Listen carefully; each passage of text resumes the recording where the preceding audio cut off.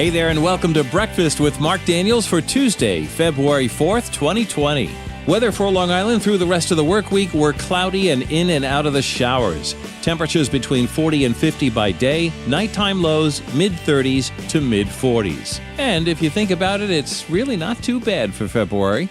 I'd like to make it official, as promised. Yesterday, I took down my icicle lights, finally. It was actually a nice day to do that, because temperatures were over 50. However, I do see some homes in the neighborhood that still have their wreaths hanging from bedroom windows, front doors. And I saw a post either on Instagram or Facebook about a woman who's decorating her tree for Valentine's Day. Then she had pictures of her Christmas tree that she decorates for St. Patrick's Day. And the list goes on and on. To me, a Christmas tree is for one thing, Christmas. That's definitely not something we'll be doing in the Daniels home.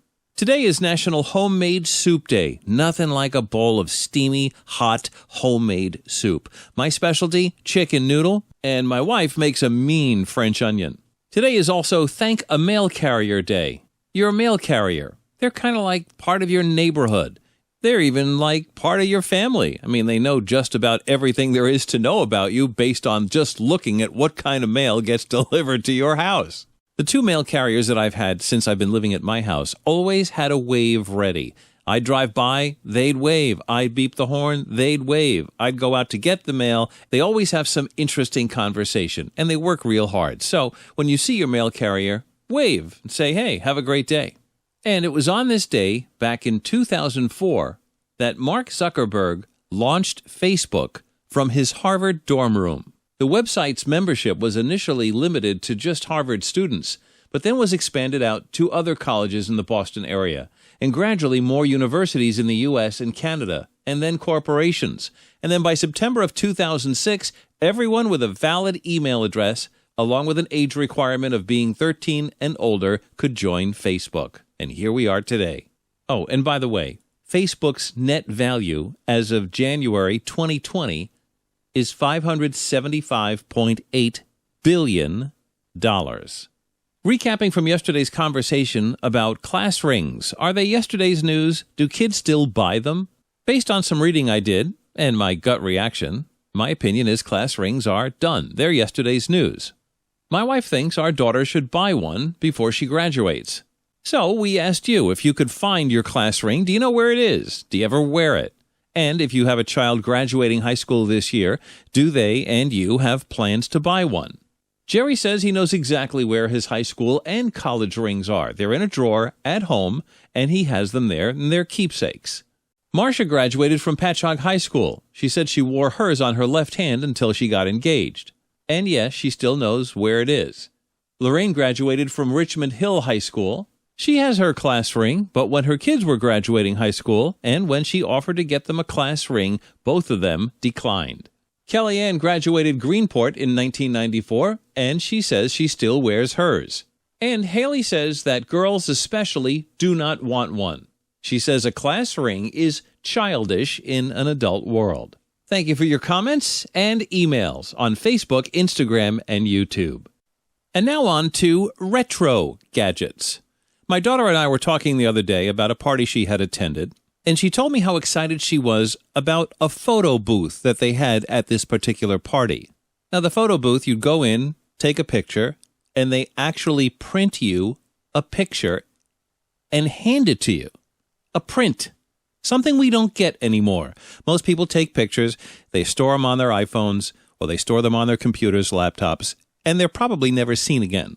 But this picture that she got, the reason she was so excited, she told me, was because she could actually take it and frame it or put it up on a wall with a collection of other few prints that she still had. As a matter of fact, she had asked for one of those Polaroid instant cameras for Christmas, a gift that I thought for sure she'd use it once, run out of film, and that would be the end of it. But I can tell you it's 2 years old, and she uses it constantly because of the thrill of actually getting a print in your hand as opposed to something that's just crowding your photos on your iPhone. I remember picking up prints from places like Photomat or even the local drugstore, and I couldn't wait to get in the car and rip open that envelope and look at my prints. It was like a prize. So the Polaroid Instant Camera is definitely a very popular retro gadget. Of course, most people would disagree and say, no, the smartphone is the way to go, because it's all devices in one. Well, yeah, it is. According to an article I read on CNN.com, the smartphone is a bit of a Swiss Army knife. It's not necessarily specialized, though, in any one thing. Other retro gadgets out there, Apple just refreshed the iPod Touch. It was the first time they did that in 4 years. Vinyl record sales have clocked in at 400 million sales on average in the past 4 years. Vinyl records? You mean with a needle? Yup, that's the one. While there's definitely a difference in audio quality comparing a record to, say, an MP3, in most cases the MP3 would win hands down when it came to audio quality. But it isn't just about audio quality. There's a lot more to be said about that record, that vinyl record with the needle that plays audio, songs somehow.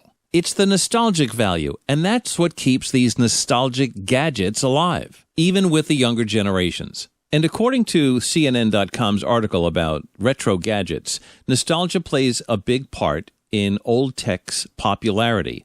It gives people that comforting feeling of their childhoods or reminds them of a specific time and place. I still love my GE clock radio. I don't want to be awakened by my Apple iPhone.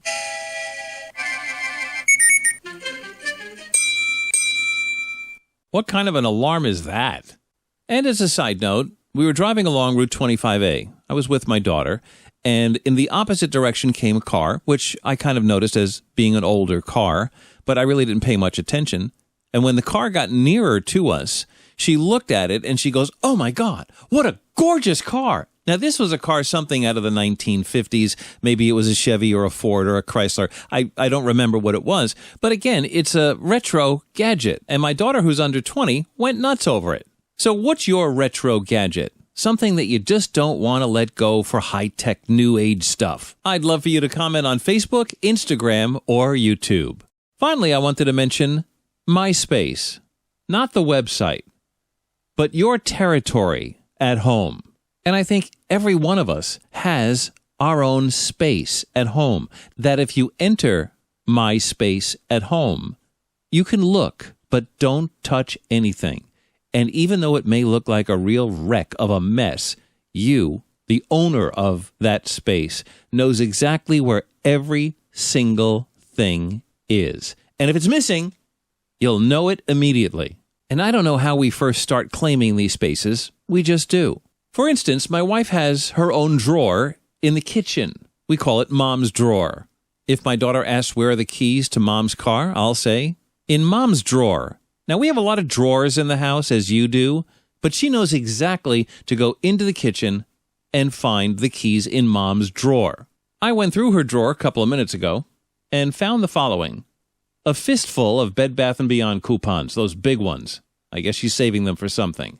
Thank you notes, chapstick, a highlighter, a Band-Aid for when she's wearing those high heels that dig into her ankle, a gift certificate for a massage, pens, hair ties, sticky notes, a glue stick, and dental floss. It's all in Mom's drawer, her territory, and she'll know that if she goes in for that Band-Aid one day, and God forbid it's missing, she'll say, "Who took the Band-Aid out of my drawer? I need it." We have an unwritten inventory of every item in our space.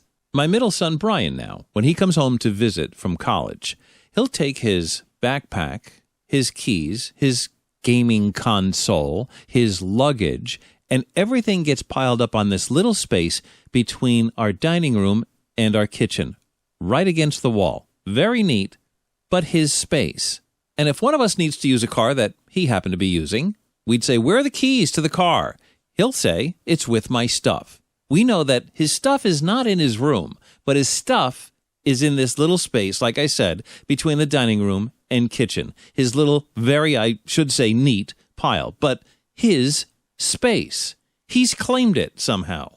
Now, my daughter, on the other hand, has her own space also in the kitchen area.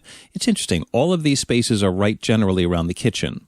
It's hard to describe, but we have this extra chair as part of our dinette set that fills an empty space between our den and our kitchen. That is my daughter's space. When she comes home from school, her backpack doesn't go in her room. It goes there, along with an occasional calculator, coat, and sometimes shoes. under the chair, of course. Her space. So if she's on her way to a music lesson, says she can't find her music, I'll always check the chair first, and usually I find what is missing. Me, on the other hand, it's a little bit more unusual. But as part of our dining room set, it's our formal dining room, we have like a server. You know, you can put hot food on it. You can store your favorite alcoholic beverage underneath it, that kind of thing. Yeah, that has become my space. I have such exclusive rights to the server that if someone's looking for something that they know that I probably have tucked away somewhere, the question will always be, did you check Dad's server? Yeah, I own it, but I own it. And all of my stuff is there. My sunglasses, my spare glasses, keys, an Apple gift card, one of my wife's earrings that she's asked me to fix, papers, notes, and a hat. The only time that the server is cleaned off, and really, I'm a little embarrassed to tell you all this, but it's true, is when we have a formal dinner like, let's say, Thanksgiving, Christmas, or Easter dinner at my house. Then I have to take all of my stuff in my space on my server and put them temporarily in another place, which is oftentimes a disaster because in the transition, something always gets lost. And that really drives me crazy. And as far as my oldest son, Mark, who doesn't live with us any longer, his space when he did live here was generally the entire house because he used to spread his mess throughout the entire house. So I guess you could say that the whole house was his space. So I wonder if you have, and I'm sure you do, your own space. Specifically, where is your space? Where's your partner's space? Where do your kids claim as their space in your home? I'd love to hear from you on Facebook, Instagram, or YouTube. And that'll do it for this episode of Breakfast with Mark Daniels. Thanks so much for listening today. Breakfast with Mark Daniels is available on Facebook, Instagram, Spotify, Apple Podcast, Alexa, YouTube, and Buzzsprout.com. Just search Breakfast with Mark Daniels. Drop me an email anytime to breakfastwithmarkdaniels@gmail.com. Breakfast with Mark Daniels is exploding. Thank you for liking and sharing. Please keep it up. I hope you have a great Tuesday, and we'll see you back here tomorrow morning for Breakfast with Mark Daniels. Have a great day.